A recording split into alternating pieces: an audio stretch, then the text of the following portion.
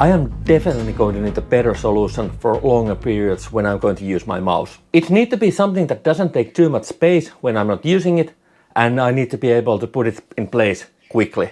But the good thing here is that I have these mounting points, so I'm able to use them for this project. And this is a project that I'm going to build from whatever I have available, so I'm not going to buy any new stuff. So after just measuring somewhat proper height for this setup, let's head for the basement. Since it was a cold day outside, we decided to start with starting a fire in the fireplace with my son. And then it was time to find a suitable piece of wood for the center pillar, which happened to be too small, so I had to find a better one. I also decided to add a small chamfer with my table, so just to make it a little bit nicer. Soon I realized that I was actually working with the wrong piece and had to do everything again. This wasn't the only silly mistake for today, but in the end no injuries were sustained, so I call it a victory. Then it was time for some light sanding, and while my dust extraction system here isn't the most elegant, it was actually surprisingly effective. Also, I needed a suitable piece of plywood, as if I would actually have to reference the size here. After marking the sides, it was time to get my trusty old track saw and just cut the right sized piece for the plate. To round the corners, I used this belt sander. And again some sanding, which meant that I had to take the duct tape away from my hand sander, used it in other places, and then add it back for this one.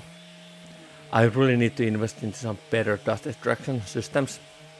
But in the end, the plywood was perfectly sized for the mouse mat.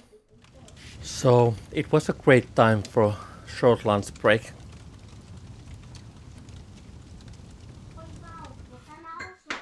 After the break, I started marking stuff to the plate so I could have everything in the exactly right place.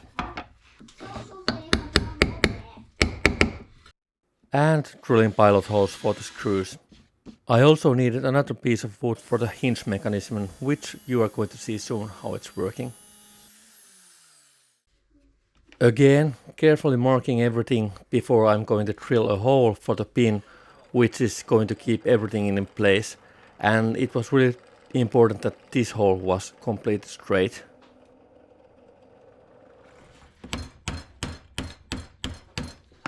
I might have to adjust the tolerances just a bit, but at least everything aligns perfectly. Then I drilled a couple of holes and counterbored them to attach the smaller piece to the plate. While the glue alone would be strong enough joint in this case, adding the couple of screws allows me to continue working with the piece right away. Next, it was time to trim the L bracket to size, and to be honest, I have no idea why I turned the piece of wood here. It really isn't a build project unless angle grinder is involved, and just a pro tip here, if you use working with something that creates sparks, roll down your sleeves. I decided to use the same grey paint here that I used with the cockpit, mostly because, well, I just had it available. And sorry for the flickering, I had some issues with the camera settings here. The edges ended up looking quite nasty, so I decided to use some black Gorilla tape that I just happened to have available, and it actually ended up being quite nice. Let's just agree that that was the plan from the beginning. Again, drilling some pilot holes to attach the L bracket in its place. Here's the issue with my column drill. It just isn't tall enough for this sort of pieces. But interesting fact, during the day of the editing this video, I actually picked up a better one that I found as a second hand. And I don't think a small overkill with the screw sizes hurts in this case. And this time the pinhole is also large enough. Next, it's time to attach the hinges that I also had already available in one of my drawers.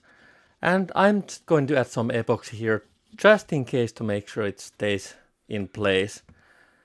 And I'm also going to be really careful that I'm not going to get any epoxy into the hinge, so it would actually work in the future as hinges are supposed to work. And here I am screwing the second hinge in its place, and this one actually doesn't have any epoxy in places where it shouldn't have it. And finally, it's time to try out the mechanism. The hinge allows it to stay flat when it's not in use, and when I need to put it in place, I just push the pin in place so it stays in right position. Last thing is just gluing the mouse mat in its place. And I decided to use a hot glue. I have this handy small Bosch's hot glue gun that I use with electrics. And I figured this would be just enough to keep the mouse mat in its place. And here I am using a proper hot glue gun that actually will keep the mouse mat in its place.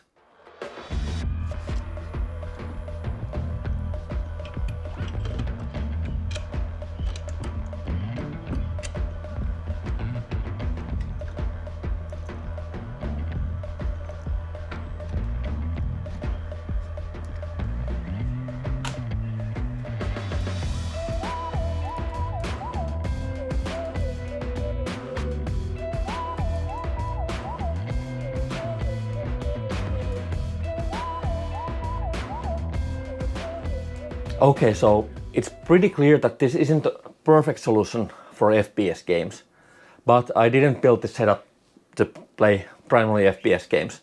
But this is good enough for now. This is kind of good enough for casual FPS stuff in Star Citizen. Later I'm going to build a bigger mouse and keyboard tray here that will also work better with the rest of the stuff.